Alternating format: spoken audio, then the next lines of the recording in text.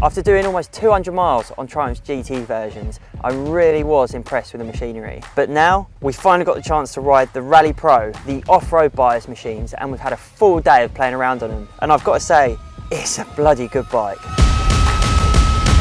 So as I mentioned in my GT review, this is all new bikes. You've got the all new engine, all new chassis.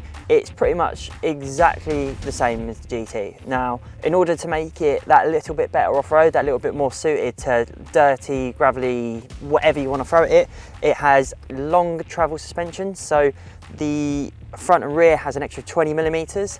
It also has a larger front wheel to, you know, really tackle that off-road riding. And it also has off-road specification tyres too, and today, as it's been a bit wet, a bit muddy and sort of a little bit slippery, they've actually put the higher specification Michelins, which are available and they are homologated, so you can actually buy them from a Triumph dealership with the bike. So there are two rally models you can pick up. There's the Pro and then there's the Explorer. I spent a lot of time on the GT Pro on the road, and today I spent my time on the Rally Pro. So that is essentially the more basic of the two, as it doesn't come with the radar or the 30-litre tank, but it comes with a whole host of goodies. So you've got your IMU, you've got your cruise controls, you've got all your rider aids, you've got all your rider modes that include Off-Road and Off-Road Pro. And for all of this, you're looking at £17,700, or if you do fancy splashing out and going for the 30-litre tank and having the radar, then that's going to cost you over 19. So there's a little bit of a difference, but yeah, it's a lot of bike for the money.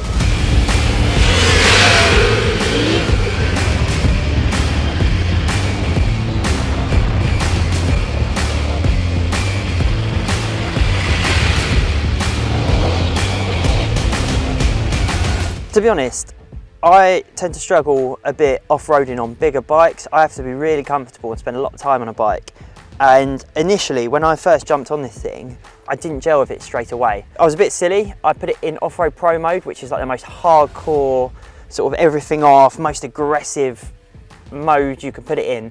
And it was an absolute beast. The throttle connection was really, really aggressive. It was like being on a big 450 motocross bike but with 150 horsepower, and I really struggled to get my head around sort of the weight bias and where it sits when you come to a standstill around the slower stuff.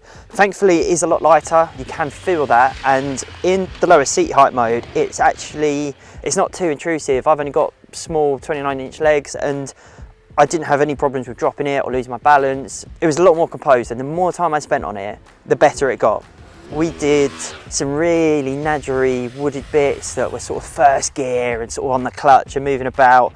We did some big wide open, sort of flat out in fourth gear, absolutely railing the thing. And the more time I spent on it, the more impressed I was. I'm going to be honest, I really enjoyed the GT version, and I'd always go for a road-based bike over an off-road type bike, just purely on the basis that I do more road riding with it. But on the road, it's not really too much different to the GT models.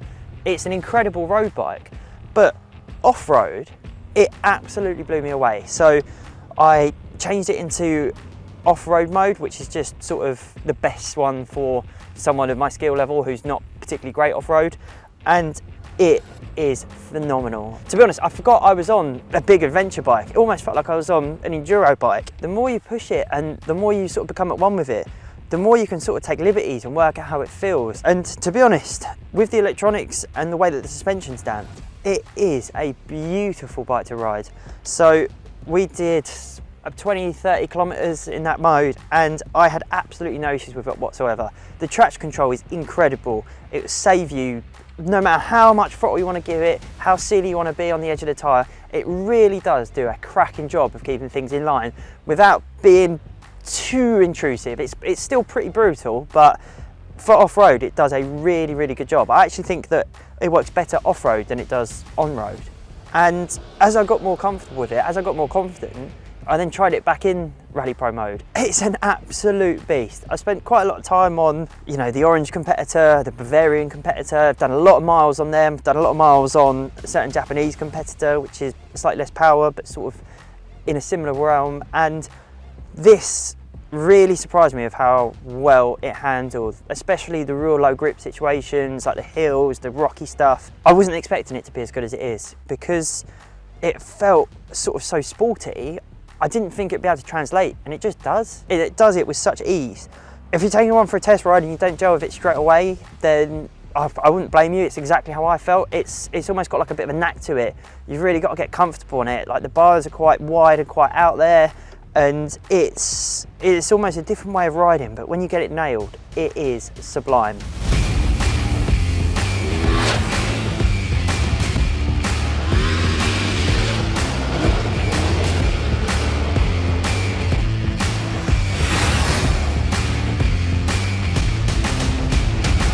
I have to say, I was excited to ride this because I love a bit of off-roading, but I didn't have sort of the highest of expectations because the sector is so savage in terms of machinery that can tackle off-road and can tackle it really well. But considering how good this thing is on the road, and then considering how good it is off-road, it's absolutely blown my socks off. I was more excited to ride the GT, to be honest, because I'm more of a road biased rider. I'd say like 80-20 towards road rather than the dirt. But after experiencing this thing, it is literally like two bikes in one. It does an incredible job on the road, but off-road, it is sublime as well. It's £17,700 for this model. It's two bikes in one. It's a great off-road bike that will handle whatever you can chuck its way. I was a little bit worried when I came out to test it, but I can say with confidence that the Tiger really does live up to the hype.